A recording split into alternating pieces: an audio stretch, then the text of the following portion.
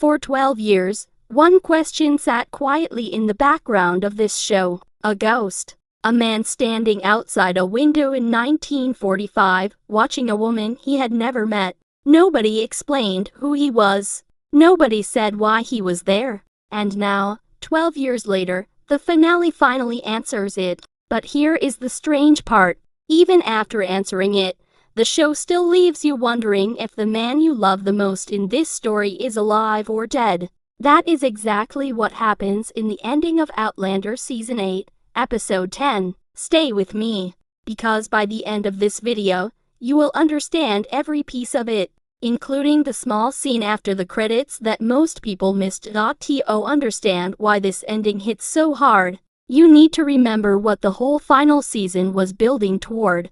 Early in the season, Brianna comes back from the future carrying a book written by Frank Randall, Claire's first husband. Frank was a historian, and in his research, he found something painful. According to his book, Jamie Fraser was going to die at a real historical event called the Battle of Kings Mountain. This was not a small detail. This was the shadow hanging over every single episode after that. Every quiet family dinner, every joke between Jamie and Claire, every scene on Fraser's Ridge, all of it had this one dark question sitting underneath it. Is this the last time we see him happy? Is this the last time she gets to hold him? The episode itself opens with the Ridge lighting a fiery cross, calling the men together for battle. Jamie says a short phrase in French, the motto of his family, meaning something close to "I'm ready." It is a small moment, but it tells you everything about where his head is. He is not running from what is coming. He has accepted it. Then the episode slows down completely. Instead of jumping straight into battle, it gives Jamie time to write his will. He divides everything he owns among the people he loves. Claire gets almost everything. His daughter Brianna gets land. His grandchildren each get money and his books. His sister gets a family heirloom. Even smaller family members get something personal, like his tools or his writing supplies. This is not just legal paperwork. It is his way of saying goodbye to every single person in his life, one by one, without actually saying the word goodbye out loud. After that, Jamie and Claire choose to spend one last quiet, ordinary day together.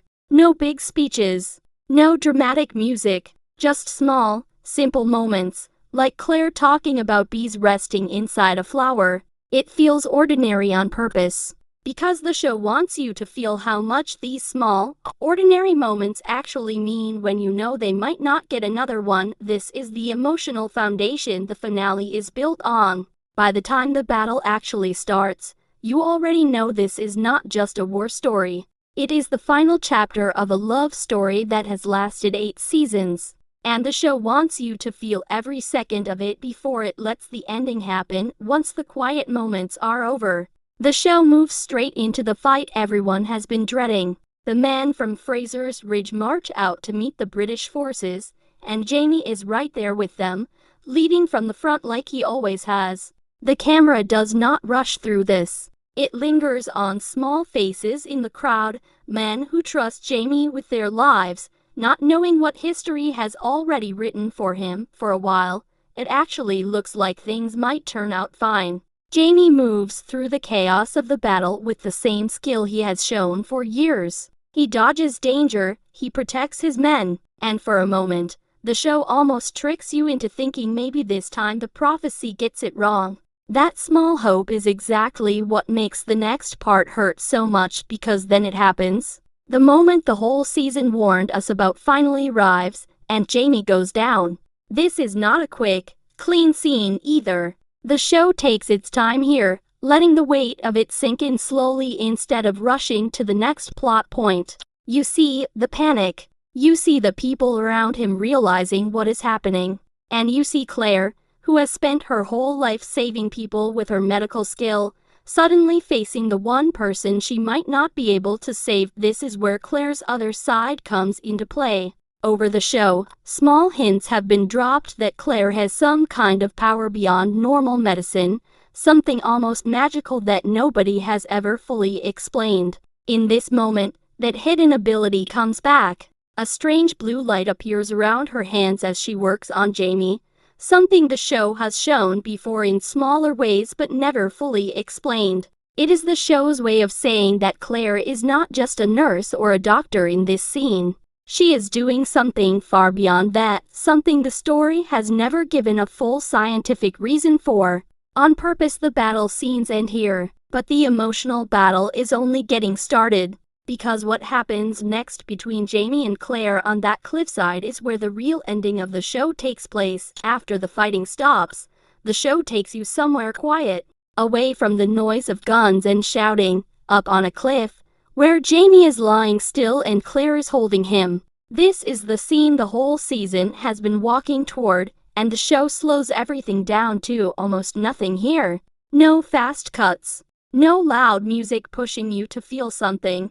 Just two people, and the silence between them. Here is something small but important. Claire's hair is now completely white. Earlier in the story, an old healer named Ottaway told Claire that her hair would turn fully white once she reached the peak of her own hidden power. So this detail is not random. It is the show quietly telling you that whatever Claire is about to do, it is the biggest use of her ability we have ever seen from her. The camera holds on both of their faces, still and lifeless, for long enough that it genuinely feels like the story is ending in tragedy. Then, right at the very last second, both of their eyes open at the same time, and they both take a sudden breath in, like waking up from something. Then the screen cuts to black, and that is it. That is the entire ending. No explanation follows it. No character turns to the camera and says, "What just happened?"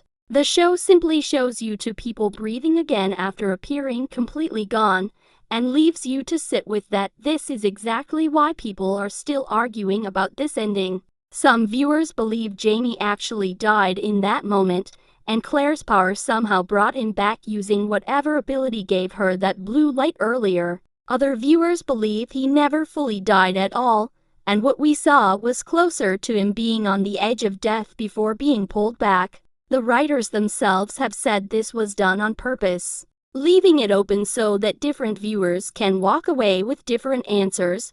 What makes this scene even bigger than just Jamie and Claire's fate is what it quietly answers about the very first season of the show.